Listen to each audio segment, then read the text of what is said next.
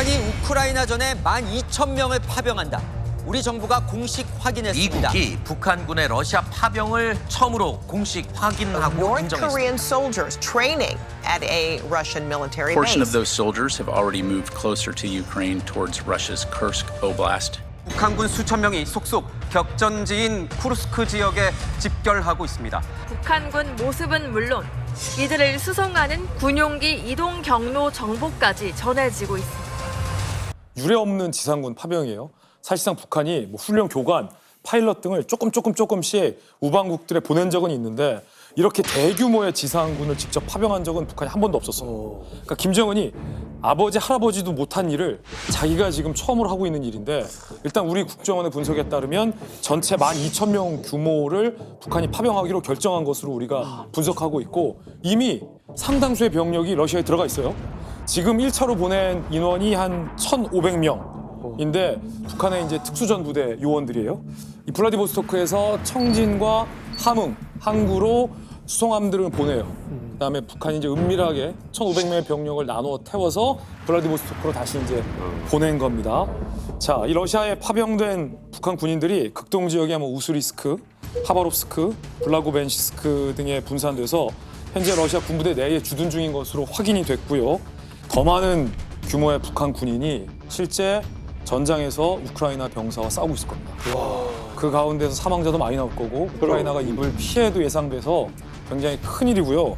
일단 우리 국정원이 위성사진 몇 장을 증거로 공개했습니다. 우스리스크 군사시설 연병장이에요. 북한군 400명이 운집한 정황을 이 에어버스라는 민간 위성이 포착을 했어요. 그리고 하바롭스크 군사시설에도 240명이 운집한 정황을 확인할 수 있고요. 우리 국정원이 직접 대한민국 위성으로 포착한 사진을 보면 청진항에서 북한 군인들이 러시아 함대에 타고 러시아로 떠나는 장면까지 우리 정부가 직접 위성으로 포착을 했습니다. 심지어 지금 방송하는 이 순간에도 미 확인 소식에 의하면 쿠르스크 북쪽에 있는 러시아 기지에서도 북한군이 식별이 됐다.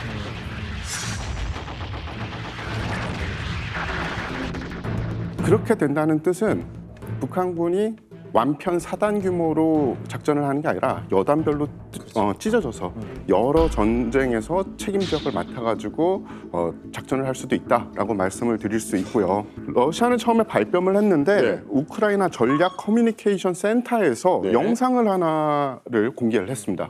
그 영상을 보면 북한군으로 보이는 집단들이 러시아군의 군복과 보급품을 받는 그런 영상이었어요.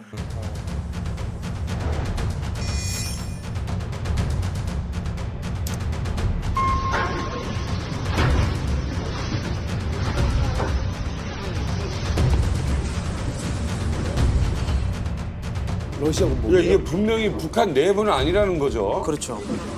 군복 자체가 러시아 군복 같은데.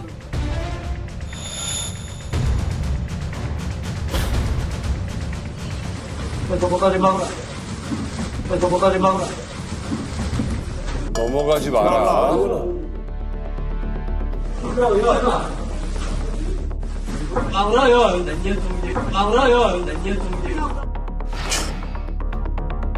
러시아어까지 공부 안 시켰네.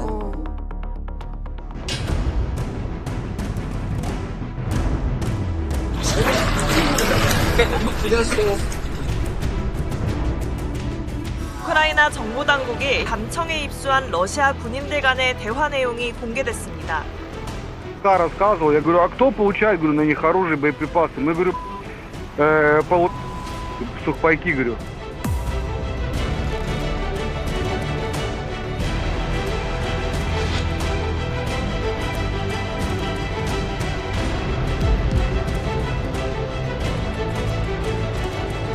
쌍방 중 어느 일방이 개별적인 국가 또는 여러 국가들로부터 무력 침공을 받아 전쟁 상황에 처할 경우 지체 없이 자기가 보유하고 있는 모든 수단으로 군사적 및 기타 원조를 제공한다라고 명시돼 있어요. 그래서 북한이 사실은 파병을 한 근거는 러시아와 북한이 지난 6월에 맞은 이 조항을 근거로 하고 있습니다. 물론 그래서는 안 되겠지만 만약에 한반도에서 전쟁이 일어난다. 우리와 미군과 연합군이 한반도에서 북한군과 대적하는 상황이 온다. 조항상으로만 보면 북한이 러시아에게 요구할 수 있죠. 야, 너네 전쟁할 때 우리가 없는 살림에 도와줬잖아. 야, 10분의 1이라도 파병해줘야 되는 거 아니야? 라고 요구할 수 있는 근거는 되죠. 파병은 아니고 예를 들어서 정찰기나 뭐 큰 뭐 좋은 전투기 같은 거 뭐 이런 거는 지원할 수 있다는 거죠. 그럼 6.25 때랑 똑같아지잖아 지금. 그게 문제인데 봐봐요. 조항에 보면 군사적 및 기타 원조가 돼 있잖아요. 러시아가 갖고 있는 최첨단 무기라도 북한 손에 쥐어줄 경우 그럼 밀가루라도 만약에 끝없이 지원해봐요. 먹을 이거는 거라도. 우리로선 정말 골치 아픈 상황인 거죠. 그러니까 젤렌스키 대통령이 3차 세계대전 날 수도 있다라고 젤렌스키 대통령이 계속해서 경고를 하는 거죠. 또한 이제 우크라이나와 러시아 전쟁뿐만이 아니라 지금 북한의 최근의 어떤 동향이라든지 그 행동들을 보면 준 전쟁 상태가 아닌가 하는 생각이 들어요. 거의 뭐 전쟁 직전까지 와 있는 거 아닌가. 전쟁하기 직전에 이제 하는 모든 일들 뭐 굉장히 지금 위기감이 고조되고 있는 거 아닙니까? 할 수 있는 최고 수준의 협박을 하고 있는 것 같아요. 대놓고 보라고요. 최근에는 그 김정은이 인민군 제2군단을 방문했는데 이 2군단이 이제 황해 북도에 위치하고 있거든요. 이 군단이 어떤 곳이냐면은 북한의 이제 중서부 전선을 담당하고 있는 군단이에요. 여기가 우리 역사에도 굉장히 중요한 의미가 있는 군단인 게 뭐냐면은 그 1950년 6월 25일 새벽 4시 이제 인민군이 38선을 뚫고 밀려 내려왔잖아요. 제일 처음 들어온 게 이 군단이에요. 거기에. 그래서 우리 저기 뭐라 이거예요. 여기서 이제 그 김정은이 가서 뭐 했냐면은 딱 지도를 펼쳐요. 누가 봐도 서울 지도예요. 그러니까 이거죠. 이거 1950년 6월 25일 새벽 4시 기억 안 나냐고. 제일 먼저 38선 넘은 내 2군단에 왔다. 그리고 우리 목표는 뭐하나 지도. 여기 서울이다. 라는 건 지금 거의 반협박으로 보여주고 있는 거거든요. 이 자리에서 이런 말 했습니다. 대한민국은 동족이 아니라 철저히 적국이다. 그래도 서울지도 펼치고 2군단 방문한 것은 한번 해보자. 너희들 각오가 돼 있냐? 라는 협박이에요, 이게요. 당연히 보라고 한 거죠. 과거에 남북관계가 긴장했을 때 서울 지도를 펴놓고 남조선 봐라 이놈들아 했던 적도 있고 계룡대가 있는 대전 지도를 펴놓고 포병부대에 가서 봐라라는 경우도 있고 순서죠. 그리고 뒤에 TV로 보면 출첵선이 그어져 있습니다.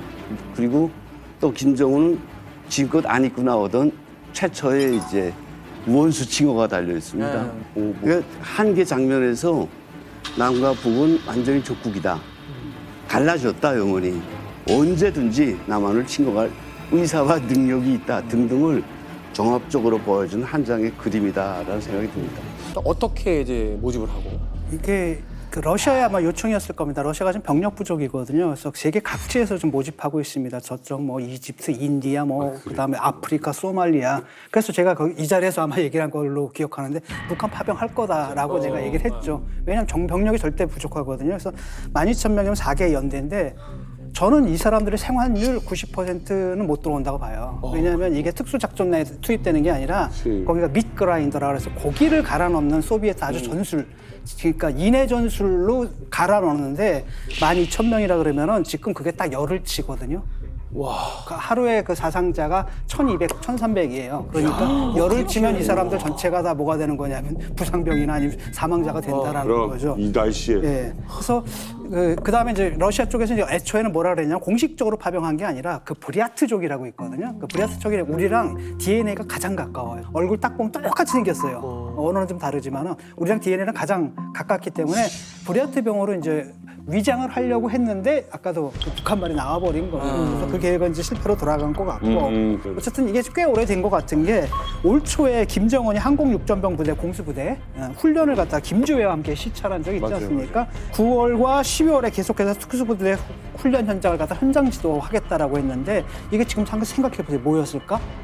이미 파병할 계획이 있었구나. 그렇지. 그러니까 미리 준비를 시켰구나라는 걸 알 수가 있는 거죠. 이게 지금 우리로 치면 특전사를 보낸 거예요. 그러니까 공병대라든지 아니면 그 지원대대를 보내주는 게 아니라 실제로 전투를 할 수 있는 부대를 보내주겠다 이거인데 이제 폭풍군단이라고 불리는 부대였는데 우리로 치면은 그 특전사죠. 그러니까 전쟁이 터질 경우에는 이제 공수부대 같이 제일 먼저 우리나라에 침투해가지고 뭐 그 중요 시설 파괴, 요인 암살을 하는 그런 부대인데.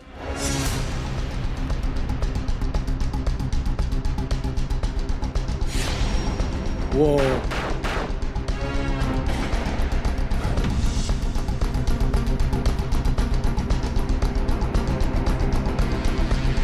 최정예 부대 아니에요, 북한? 우와.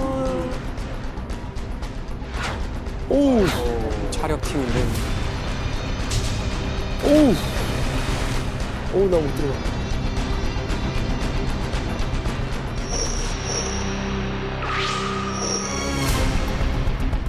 쇠사슬을 쇼를 하고 있는데. 얼마나 많은 역사의 도전들을 짚으시며 뭔가 혁명을 보이해온 붉은 정착입니까? 경애하는 김성은 동지께서 조선인민군 특수작전무력훈련기지를 현재 시찰하셨습니다. 그 명성과 실체만으로도 적이 두려워 덤빌 생각을 못하는 전쟁 억제력이 될 것이라고 확신에 넘쳐 말씀하셨습니다.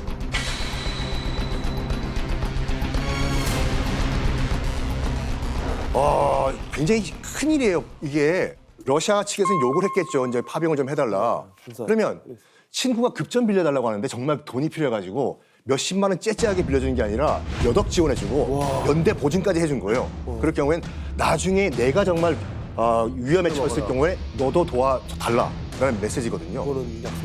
이들이 이제 뭐 폭풍군단이라고 하는 부대인데 이들은 일반 군인으로 보면 안 되는 게 우리가 일반적으로 일반 사람들과 다른 게 이 사람들은 인간 자체가 병기입니다. 이런 병기들을 갖다 이제 훈련시켜가지고 실전에서 써먹으려고 하는 것 같은 그런 생각이 들거든요. 이거 지금 이 말이 정확히 맞는 게 저희 담임했던 선생님이 이 폭풍군단 특수부대 출신이셨거든요. 근데 이 손 자체가 너무 훌륭해가지고 손이 이렇게 좀 변형이 왔었는데 가끔 분위기 좋은 자리에서 이렇게 술 한잔 하고 우리 학생들한테 제자들한테 이야기하는 거 보면은 청와대 모형 만들어 놓고 거기서 실제 청와대 들이치는 훈련을 하는데 너무 한 동작 그 외통길 벼랑길을 계속 타다 나니까 마지막에 가는 분들은 미끄러져서 떨어져서 죽는 걸 본다는 거예요. 이 얘기한 그 담임견이라는 분 그때 시절이 김신조 사건 일어났던 그 특수종해부대 그 부대거든요. 폭풍군단으로 개편이 됐는데 이게 폭풍군단으로 되면서 실질적으로 저 방금 전에도 나온 영상을 보면요. 저기에 나온 그 군인들의 체력을 보나 키를 외모를 볼 때요.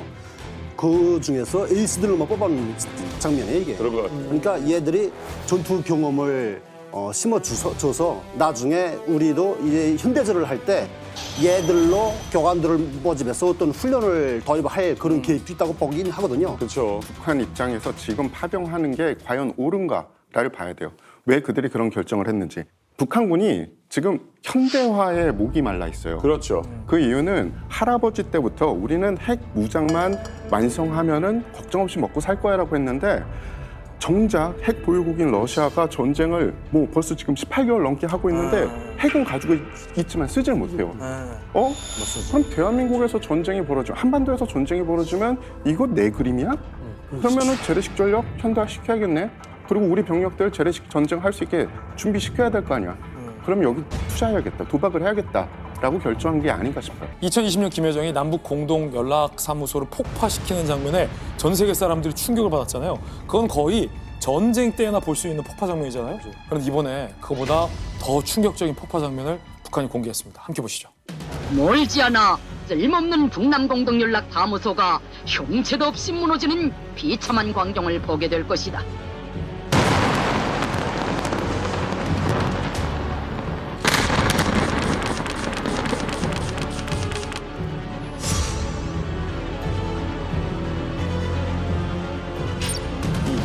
단절을 시켜버렸습니다. 이거 6.15 후에 어떤 일이 있었느냐. 북한이 끝내 경의선과 동해선 도로를 폭파했습니다.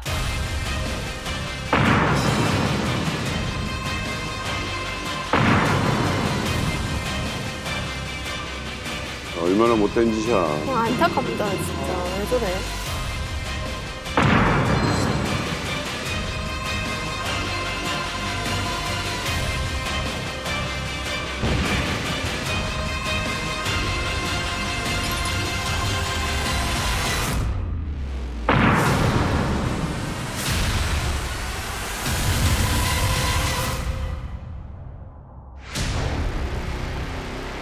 어쨌든 남북 연결도로를 저렇게 양쪽에서 폭파를 했습니다. 그러니까 저거는 순전히 그 상징적인 건데 뭐냐면 사실은 경의선이라는 게 이른바 식민지 시절 때부터 일제강점기 때부터 있었던 거잖아요. 그래서 경성하고 신의주를 잇는 선이고 분단으로 끊어진 건데 그걸 다시 잇는다는 상징적 의미가 있었지 않습니까? 그리고 동해선 같은 경우에도 양양에서 원산까지 있고 그 길에 뭐냐면 금강산이 있단 말이죠. 그래서 굉장히 상징적인 의미가 컸는데 다리 두 개를 이제 끊어버린 거죠. 이 바탕에 깔린 건 무슨 뭐 군사적 의미라든 이런 게 아니라 그냥 상징적인 의미예요. 아니 근데 김대우 씨, 우리는 매일 너희를 침략할 수 있다. 근데 도로를 끊었다. 이제 평화롭게 살려고 그러는 건가? 사실 이상하죠. 그러니까 이제 교량을 끊고 도로를 끊는 건 퇴각할 때 쓰는 방법이에요. 못 따라오게. 기뢰를 묻는 것도 그렇고 그 뭐 삼국지에 유명한 고사 있잖아요. 장판교에서 장비가 조조군 앞에서 막 그 엄청난 자신의 대군이 있는 것처럼 보여지다가 결국은 퇴각할 때 다리를 끊고서 퇴각을 하거든요. 나는 너희를 침략하겠다. 서울 도로까지 펴놓고 다리를 끊었어. 안 가려고? 사실은 왜냐하면 북한에서는 당시에 나름대로 자기들이 양보했다고 한 거거든요. 그러니까 그걸 뚫어놓으면 사실 그러니까 남한의 군대 그 전차가 올라갈 수 있잖아요. 그래서 사실 자기네 군단도 뒤로 배치하고 개성공단 때문에 라고 자기들이 나름대로 군사적으로 양보까지 한 건데 화났다 이거야. 이게 이 말이 맞는 게 두 분 말씀이 맞는 게 북한이 최근 들어서 이 MDL 부근에 콘크리트 방벽을 이렇게 크게 세워요. 그러면서 저 남조선 것들은 이제 영원히 적이다, 남이다 라고 콘크리트 방벽을 세워놓는데 그 콘크리트 방벽을 우리 군이 쫙 당겨보니까 대전차 방벽으로 확인이 됐어요. 그러니까 우리 전차가 넘어오는 것을 막기 위한 방벽을 세워놓은 거죠. 아니 근데 왜 그렇게 이게 정석껏 폭파쇼를 이렇게 준비해서 보여주는지 이유가 뭐 도대체 뭔가요? 그러니까 이제 뭐 너희와 이른바 괴뢰 대한민국과는 우리는 남남이다라고 하는 지금 쇼 이벤트예요. 스스로 이제 그 다른 나름대로 독립국가라고 선언을 했지 않습니까? 영토, 주권, 국민이 필요한데 이 영토를 또 규정짓는 게 국경이거든요. 이 군사 분계선이면 안 되잖아요. 국경이어야지 이제 국가가 되잖아요. 그래서 이게 더 이상 군사 분계선이 아니라 국경인데 그럼 이걸 어떻게 좀 약간 부각시킬까 하면서 이걸 요새화 시켜버리자. 뭐 이제 방벽을 세운다든지 아니 폭파쇼를 한다든지. 그러니까 실질적으로 아무 의미가 없어요. 사실 사전적 의미를 보면 적들이 쳐들어올 때 맞겠다. 이게 여세인데 전혀 침공할 의사가 없는데 스스로 닫고 막고 여세하겠다. 이거는 북한을 정말 우리나라를 대한 한반도를 영구 분단시켜서 저들만의 왕국을 만들겠다. 그 왕국은 자신만의 왕족을 위한 체제 완성 뭐 이런 것 때문에 지금 새로운 여세를 들고 나왔다라고 봅니다. 말 그대로 쇼하는 건데 사실은 김일성하고 김정일까지만 해도 이게 통일 노선이었거든요. 그러니까 북한에 나름대로 자부심이 있었던 거예요. 한때 북한이 남한보다 잘 나가던 시절에 우리는 잘 살고 있고 잘 나가고 있고 자주적이고 니들은 미제 식민지네. 우리가 너희들 해방시킬게 이런 자신감을 가지고 대하다가 이게 점점 상황이 바뀌었거든요. 김정은에 와서는 이제 포기해버린 거예요. 선대 노선을. 그러니까 남과 북이 한 민족이다. 이거 아니거든요. 그 전까지만 해도 뭐라고 얘기를 했냐면 우리가 핵을 개발한다 하더라도 이건 남한을 겨냥한 게 아니야. 누굴 겨냥한 거야? 미제, 솔천지 원수 미제를 겨냥한 거다라고 했는데 이 선대 노선에서 이제 완전히 벗어난 거거든요.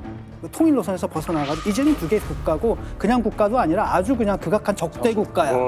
이렇게 선언하려고 하는데 이게 아직까지는 북한 주민들한테 먹히질 않거든요. 왜냐하면 북한 주민들은 이제까지 왜 이렇게 우리가 어렵게 살았는데 고난의 행군까지 가면서 이게 다 통일을 위해서 했는데 이렇게 생각하고 있던 사람들이 이게 주민들한테 확 처음에 가진 않거든요. 그러니까 꽤 오래 걸릴 겁니다. 전민주주의 인민공화국은 승리일 그날까지 언제나 러시아 동지들과 함께 있을 것이라는 것을 확언하는 바입니다. 또 최선희의 우상은 러시아에 가고요.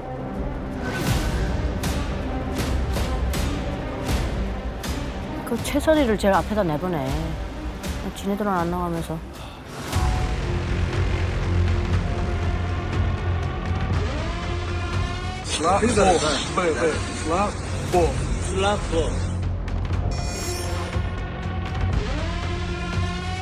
우크라이나 정부가 러시아에 파병된 북한군이 첫 번째 전투를 치렀다고 주장했습니다. Today, I can confirm that over 10,000 DPRK soldiers moved to the far western Kursk Oblast. 저희가 방어 지성들만 그 시간을 할 것이며 실제로 전체는 참여를 할 것을 저희가 크루스크에 도서에서 무작정 공격전에 참가하도록 강요했습니다. 저희는 항상 무기를 주지 않습니다. 제 인원이 40명이었는데 제 친구들인 흑철, 평화를 빌어서 모두 잘 샀습니다. 저는 자네들의 시체를 대해서 살아남을 수 있습니다.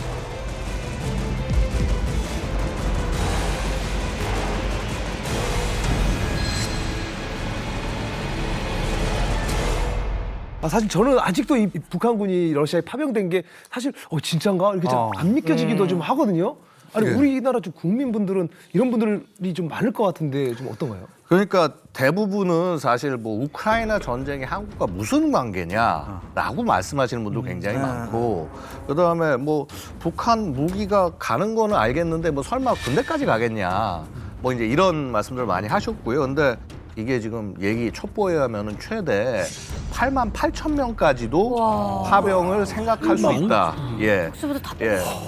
그래서 그런 얘기까지 나오고 있는 상황인데, 그러니까 저도 사실은 이 정도로 대규모가 갈 줄은 상상을 못했습니다. 가면은 뭐 한 몇 개 여단 정도 가고 말겠지 했는데 확실히 러시아가 원하는 규모가 남다르다. 그러니까 이게 지금 말씀하신 건, 그러니까 이게 발을 안 담그면 몰라도 발을 담그는 순간 예. 멈출 수는 없는 일이 돼버리는 거죠. 그러니까 팔면 그렇죠. 지금 뭐냐면 사실은 게다가 북한 입장에서는 굉장히 여기 전쟁에 관련된 어느 나라보다도 되게 적극성을 보이고 있어요. 전쟁 초기에 그래서 보면은 포탄 들어갔다고 그랬잖아요. 2023년 한 해에 한 300만 발 정도를 보낸 것 같다. 300만 발이요? 300만 발. 300만 발 보낸 것 같다. 이제 이런 추정들이 있고요. 러시아 1년 탄약 생산량이 250만 발 정도 됩니다.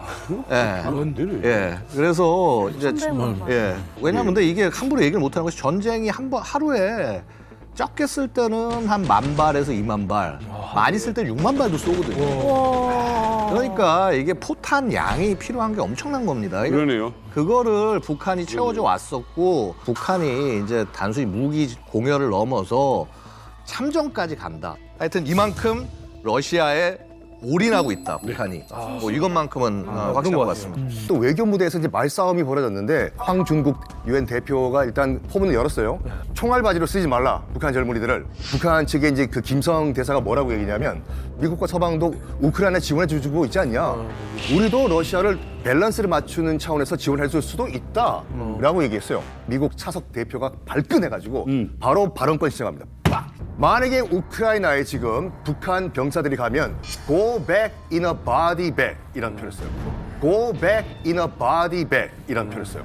시신 가방에 돌아갈 것이다. 야, 너무 무서운 표현이래요.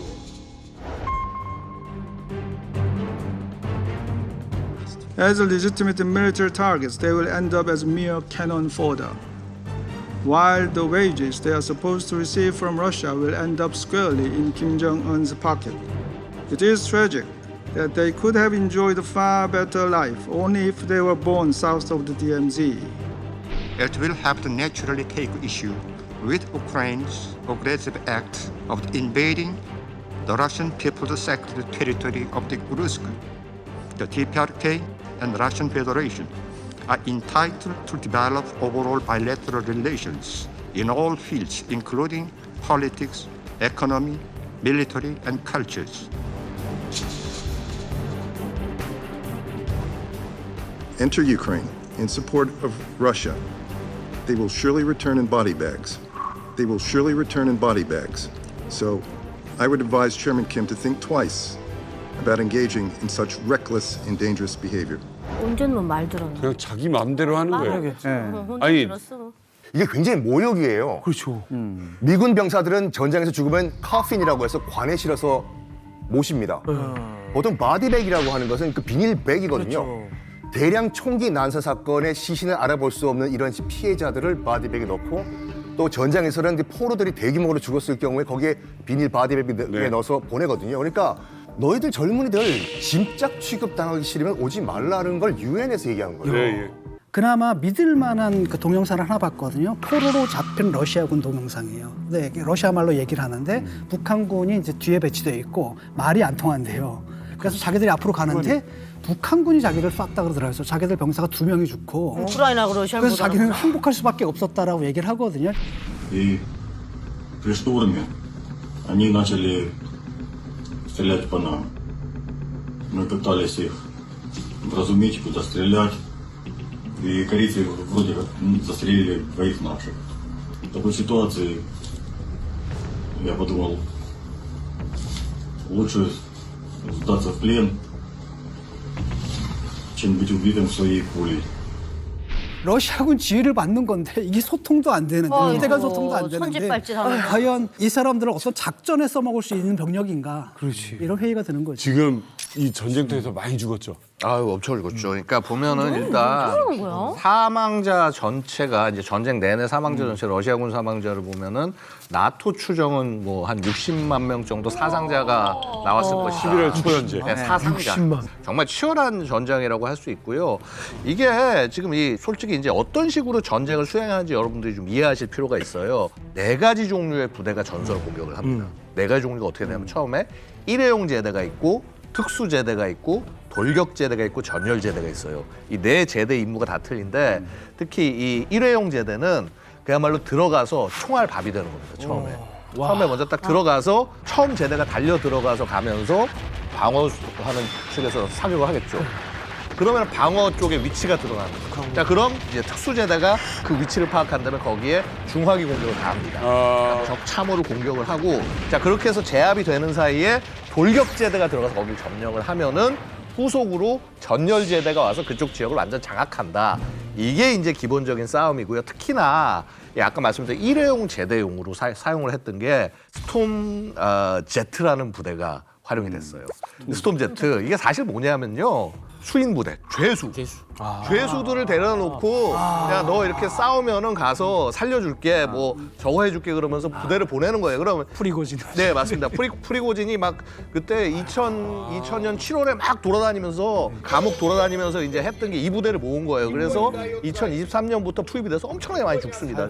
자, 이제 그것이 지금 이제 그 수인 부대도 거의 다 이제는 어떻게 되냐면 거의 전멸했습니다. 거의 뭐라고 그럴까 많이 없어졌고 그러니까 그 다음에 나온 게 지금 스톰 V 부대. 이 스톰 V는 뭐냐면은 몽골이라든가 뭐 아니면 인도, 스리랑카 그런 이제 용병들을 가지고 일회용 제대를 또 만들어서 활용을 해왔고 아마도 지금 북한 들어가는 이 인원들도 일회용으로 소모될 가능성이 있어 보입니다. 그러니까 아마 처음에 갈 땐 그럴 거예요. 북한 지휘관도 그렇게 나쁜 인간이라고만 얘기할 수 없을 거 아닙니까? 그러면 자기 부하들 희생되기는 싫으니까 우리는 예를 들어서 뭐 독립 제도로 들어가게 해달라 뭐 해달라 이런 요청들이 있었을 거예요. 근데 그거를 러시아가 받아들였나 안 받아들였나 모르겠어요. 아마 안 받아들였을 가능성이 더 높다고 봅니다. 만약 총알 앙패로 나간다 해도 얘는 그냥 안 죽거든요.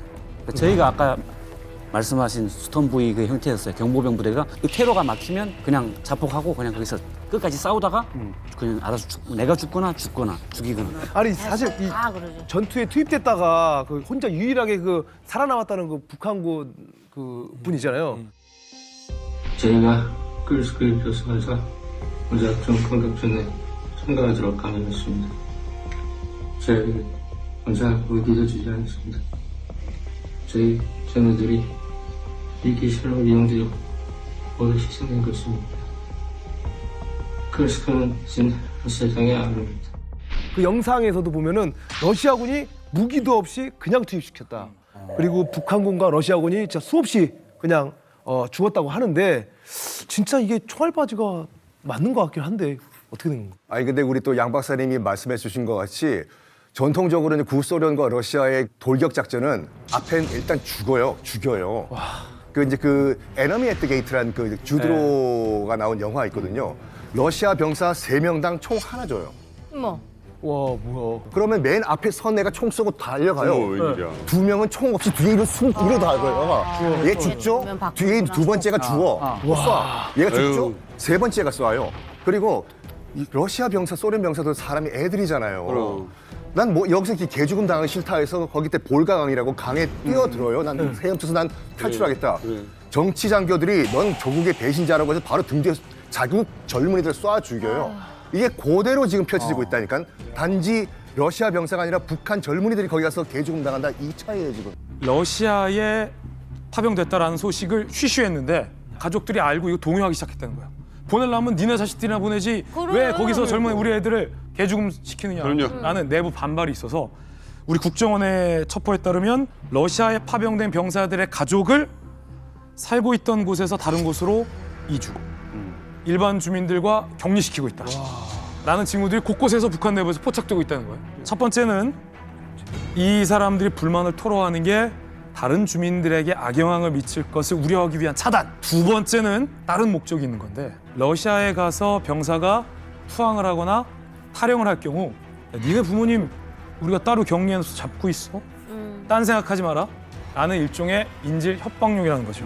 제 북한 그 같은 부대에 복무했던 격리장 친구가 있는데 전화를 하니까 이만갑에서 너 봤다. 했어요? 괜찮다. 난 아버지 엄마 없으니까. 너네는 안 나갔냐 하니까 우리 여자는 안 나갔다 이러더라고. 근데 영상을 보니까 다 20대 어리잖아요. 근데 지금 그 병사를 보니까 눈에 벌써 약간 겁이 있습니다. 겁이 없을 수가 없죠. 훈련도 제대로 못 받았는데 전쟁터에 나왔습니다. 거기다 언제 폭탄이 떨어질지 모르는 그 모습 보니까 괜히 울컥하더라고요. 어떻게 보면 동생들이고 조카뻘 이런 애들인데 얘네 이제 내일이면 또 다 없어질 수도 있을 애들이다 생각하니까 한 명이라도 좀 살아서 무사히 한국으로 올 수 있으면 얼마나 좋았을까, 얼마나 좋을까 이런 생각으로 이들의 기순, 투항을 좀 많이 유도해서 예, 좀 많은 애들이 좀 탈북해서 한국에 올 수 있었으면 자유품이 안겼으면 좋겠습니다. 자, 어쨌든 북한의 젊은이들은 지금 러시아 땅에 파병이 됐어요. 이 김정은 입장에서 뭐 얻을 게 있어야 되는 거 아닙니까? 어떤 대가를 바라고 이러는 거예요? 북한과 러시아가 군인을 파병하는 대가로 얼마를 받기로 했는지는 공개된 적이 없어요, 세상에. 그런데 우크라이나의 포로로 잡힌 다른 나라의 용병이 증언을 했어요, 최근에. 내가 러시아에서 얼마의 돈을 받고 있다. 그 내용을 추산해서 북한 김정은도 최소 이 정도의 돈을 받지 않을까라는 계산이 나오는데 일단 다른 러시아 용병이 일시금을 하나 받습니다. 일시금으로 2,000달러 정도를 받는다고요. 그리고 그 다음 달부터 또 월급 형태로 돈을 매달 받는데 그 돈도 한 2,000달러. 그 기준으로 계산하면 일시금 빼고 월급만 합쳐도 매달 334억 정도 추정이 됩니다.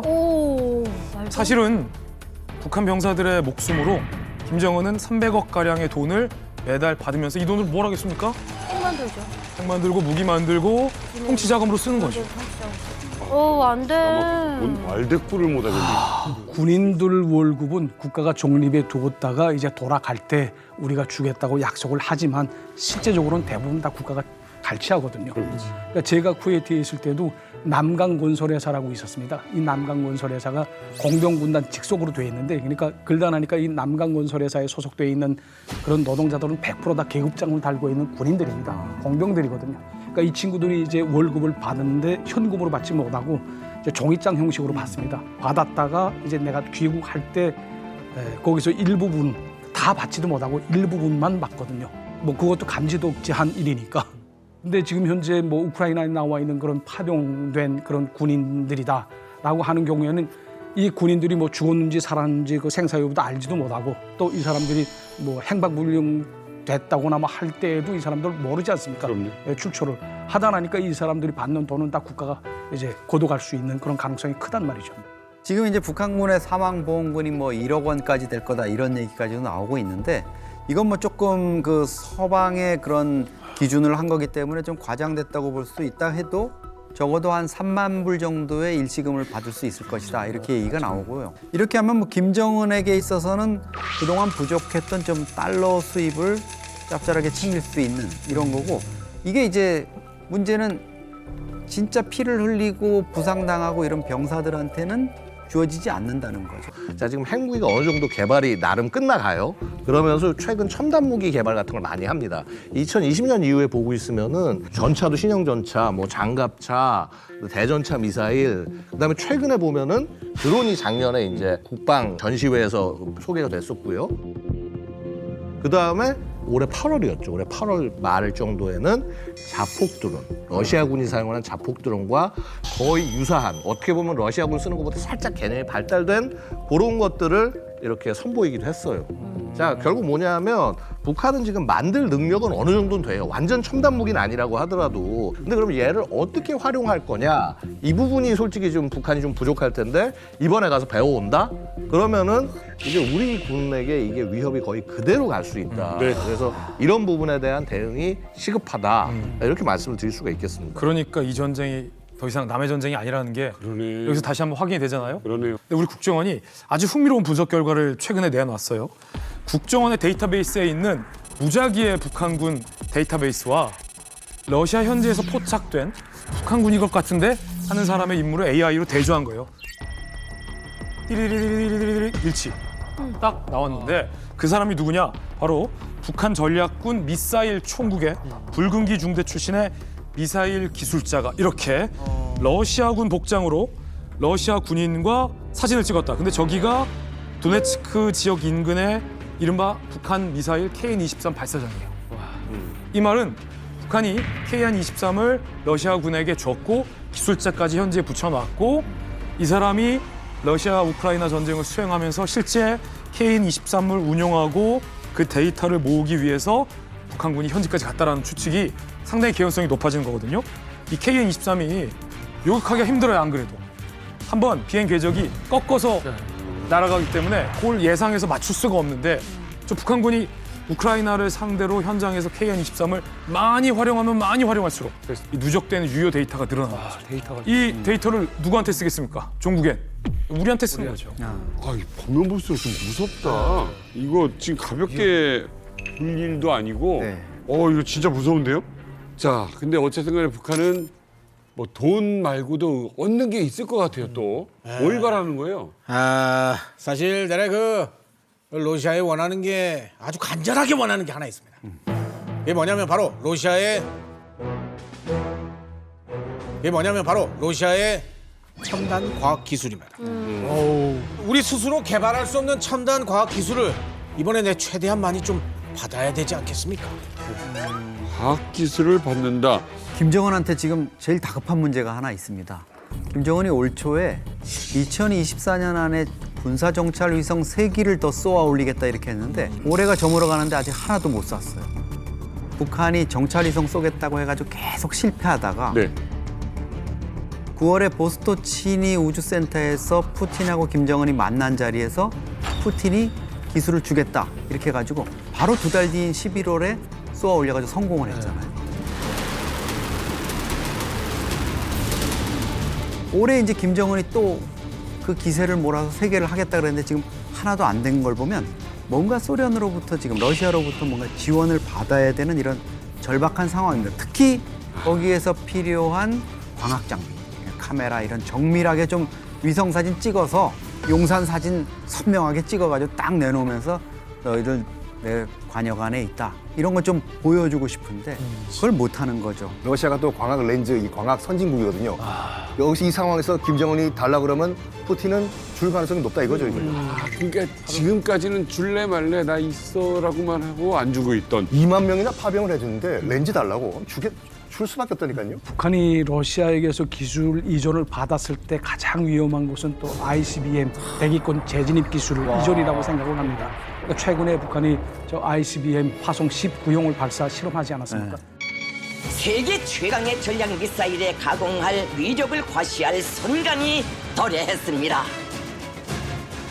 이것을 보게 되면 이제 1시간 26분 동안에 1000km를 비행하면서 이제 정점 고도 7687km를 이제 기록했다고 합니다. 여기에 이제 대기권 재진입 기술까지 이제 확보를 하게 되면 미국의 본토를 아마 타격할 수 있는 그런 수단을 완전히 확보하는 것이죠. 게다가 또 최근에는 북한이 지금 신포 그 조선소에서 핵 잠수함을 지금 건조하고 있다는 것으로 이제 정보가 나왔거든요. 여기에 따라서 이제 러시아로부터 핵 잠수함 기술을 또 이전받게 되면 그것도 또 굉장히 큰 위협으로 될 겁니다. 와, 아니 파병하고 이렇게 많은 걸 가져간다는 게 대단한데. 그러네.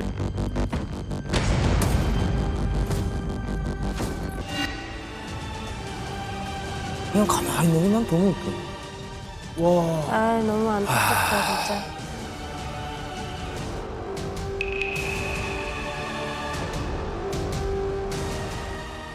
들어! 김성렬아 계속 늑대 했다. 늑대. 지트리. 땅땅땅땅땅땅땅 해. 땅땅땅땅 해가지고 뚜리.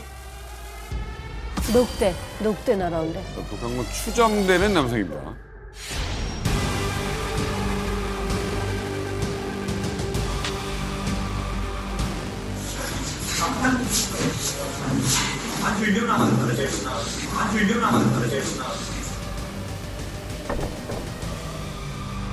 시신이에요? 어우, 어떡해. 뭐, 웬일이야. На Курщині є вже більше 3000 поранених та вбитих північно-корейських солдатів.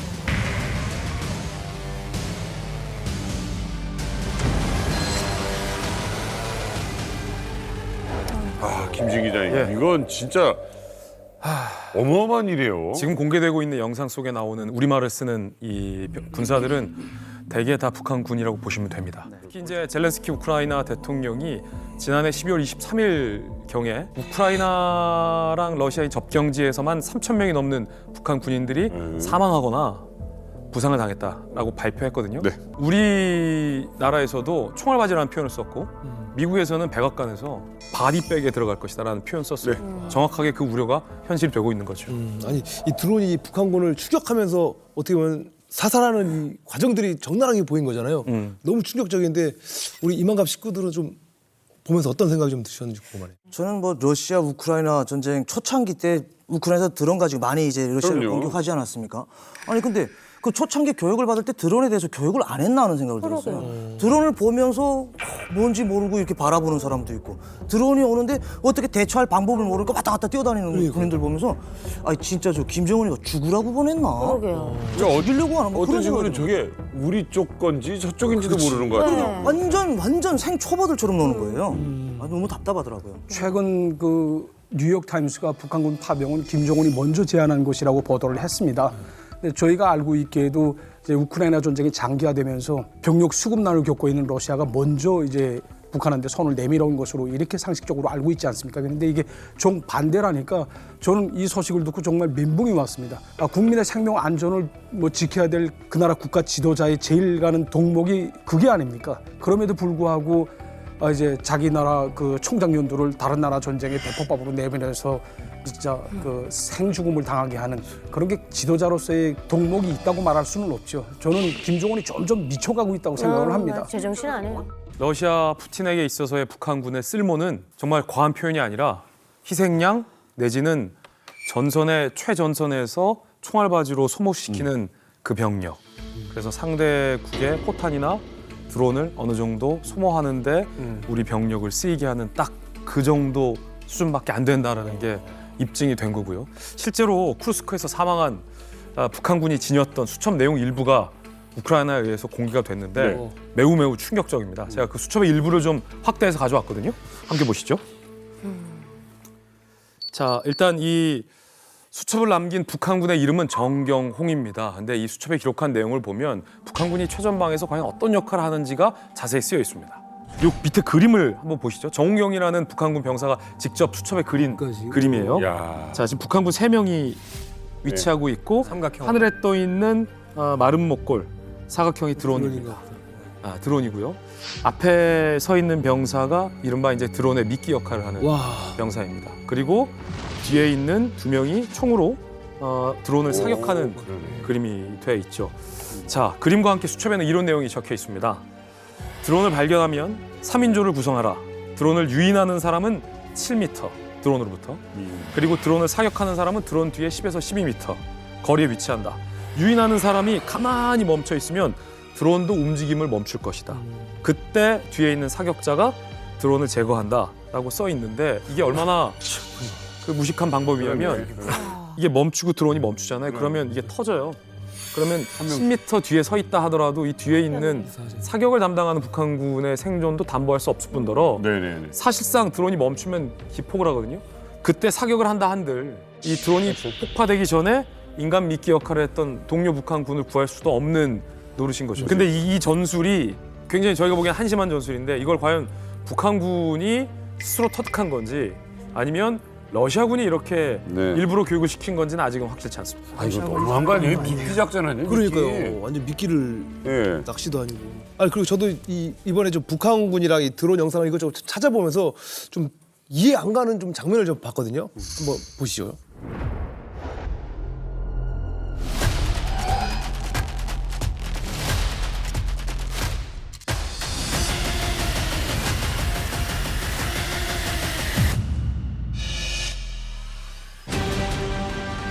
드론에 뭐가 매달려 있는데 산타 인형이 하나 매달려 있네요.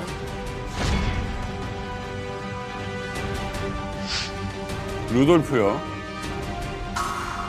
이거 펭귄이네.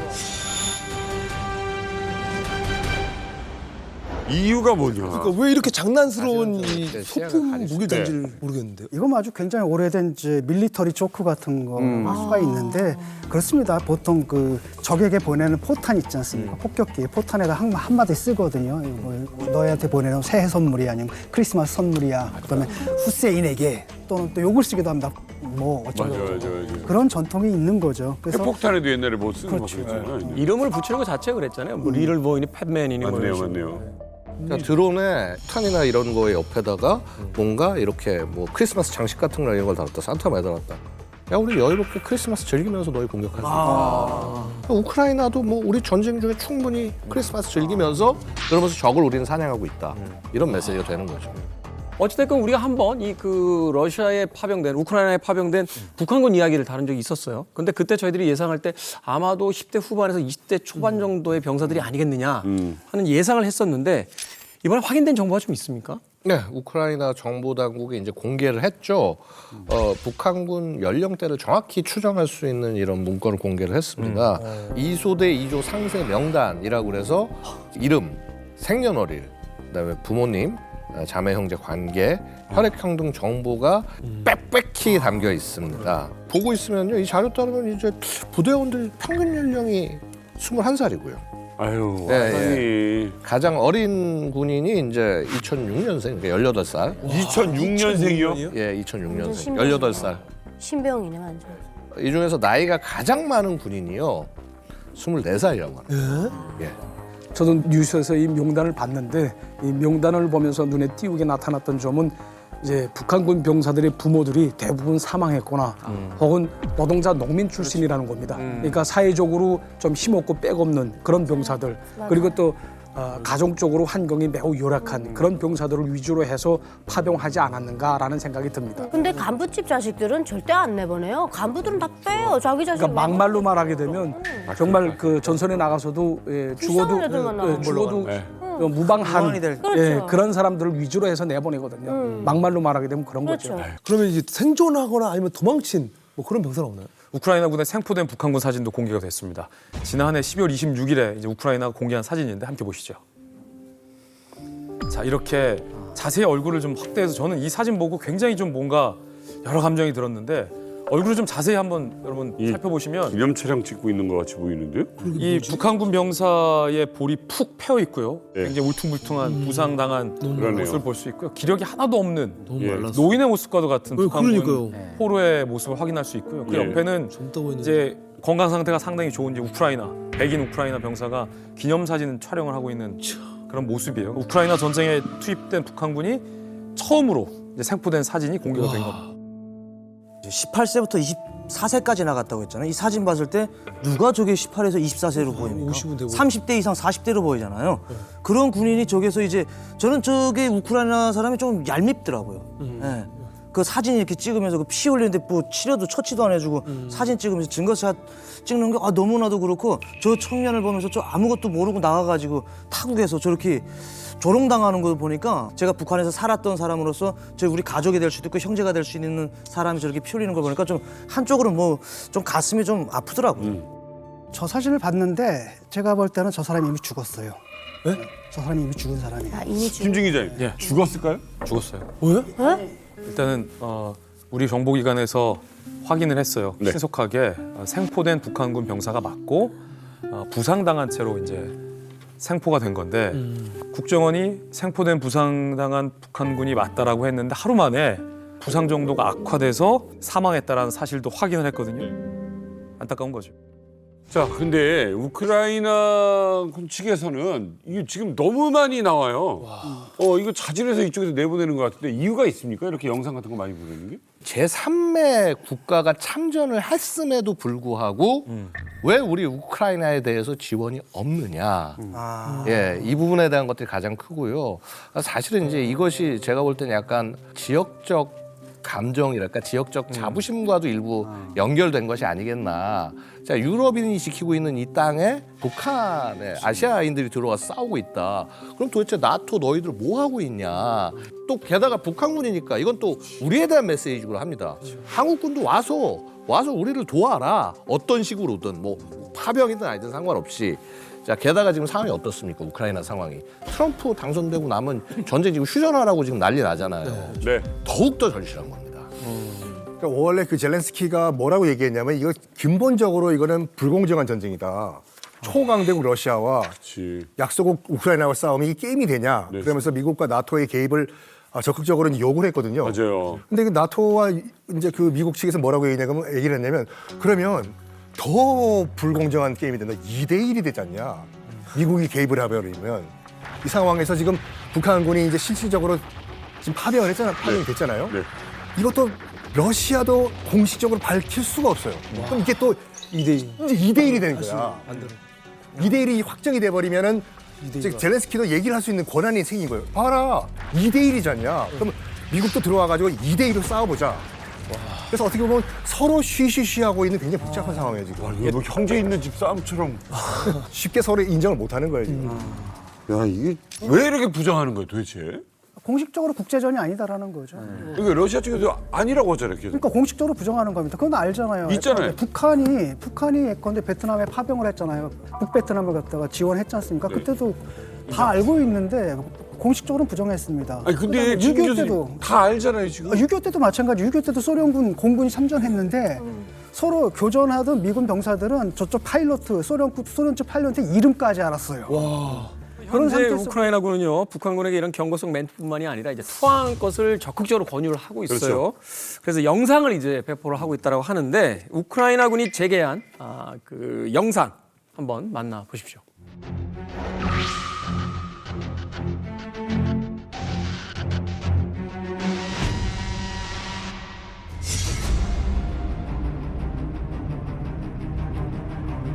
저는 남한에서 온 한국인입니다. 저는 자의로 우크라이나 군에 입대했고 강제로 동토의 땅에 오게 된 북한 주민 여러분께 알립니다. 김정은과 그의 일가들은 지금도 사치스러운 삶을 살고 있습니다. 여러분은 그들을 위해 일방적으로 희생되고 있을 뿐입니다. 우크라이나 군을 보면 무기를 버리고 손을 들어 한국의 의사를 표하십시오. 우린 여러분께 음식과 집, 돈, 그리고 직업을 드릴 것입니다. 여러분의 희망에 따라 다른 나라로 망명의 기회를 드릴 수도 있습니다. 스스로 김정은의 노예가 되지 마십시오. 스스로 여러분의 자유를 위해 해방의 길을 선택하시기 바랍니다.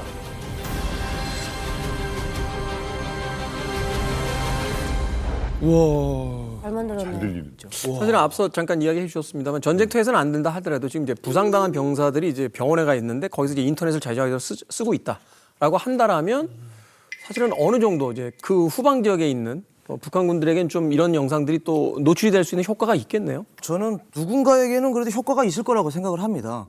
아까 이야기하는 거니까 한국말로 조리 있게 이야기를 잘하지 않습니까? 김씨 일가의 폭로도 하는 것도 있고 그리고 가장 중요한 건 제가 그 대목에 가장 저거 북한군들한테 좀 먹힐 수 있겠다라고 생각해. 당신들에게 자유를 주겠다. 여러분의 희망에 따라 다른 나라로 망명의 기회를 드릴 수도 있습니다. 스스로 여러분의 자유를 위해 해방의 길을 선택하시기 바랍니다. 그러니까 선택을 하면 어느 나라든 보내주겠다. 그건 곧 대한민국도 올 수 있다. 이런 거를 알려주는 액션이기 때문에 저는 보면서 저 끝에 진짜 마지막 부분은 진짜 너무 잘 들어간 문장이다라고 저는 생각해요. 이렇게 볼 수도 있겠네요. 이제 그 우크라이나 파견한 군인들 앞서 이야기해 주셨습니다만 그 가족 관계라든지 이런 걸 봤을 때 그 뭐 부모가 없거나 그렇죠. 오히려 이런 그 병사들을 많이 보냈다. 그건 거꾸로 얘기하면 이 병사들 입장에서는 북한이 책임져야 될 가족들이 없기 때문에 만약 어떤 기회가 있고 이런 그 홍보 영상을 접함으로써 마음의 결심을 한다라면 충분히 이제 언제든지 투항할 수 있는 어떤 가능성들이 있다 이렇게 볼 수 있겠네요. 그러니까 우크라이나가 다양한 방법과 여러 가지 매체를 섞어가면서 심리전을 멀티플하게 하고 있거든요. 복합적으로 하고 있어요. 네. 우리 이만갑 감정단에서 처음으로 긍정적인 반응 나오지 않았습니까? 그러네요. 효과 있을 것 같다고. 그러네. 심리전이 고도화되고 있는 거예요, 우크라이나는. 그러네요. 이게 북한군에게 전달만 된다면 저는 먹힐 거라고 생각하거든요. 저 역시. 문제는 어떻게 전달되느냐예요. How to delivery의 문제가 있어요. 이게 전달이 안 되면 독백인 건데 아무리 좋은 영상이더라도 그렇죠. 전달력이에요. 전달력. 그래서 우크라이나 군이 여러 가지 매체를 쓰기 시작했습니다. 그중에서도 가장 클래식하고 전파 효과가 확실하고 뚜렷하고 심플한 방법도 썼습니다. 자, 바로 삐라를 활용한 건데 버전이 여러 가지가 있어요. 첫 번째 버전은 이 김일성 얼굴이 시선을 강탈하는 그 삐라인데 우크라이나 군에게 이제 투항하는 방법, 어떻게 하면 투항할 수 있는지, 그리고 투항되면 보장되는 사항들을 이제 길게 서술한 좀 긴 버전입니다.